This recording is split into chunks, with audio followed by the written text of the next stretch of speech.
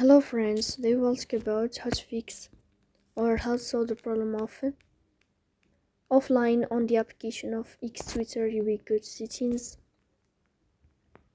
In this page you will go to apps, default apps, app settings. In this page you will go down until you find this window of X Twitter. Here on this page of app info you will click on first stop and you will click OK. Here you will enter to the window of storage.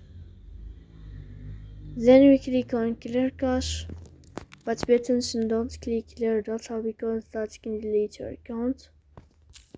In the end you can turn off your phone and you can wait a moment to restart your phone again. So please don't forget to support us by like and subscribe. See you next time in another video, and thank you for your watching and your attention.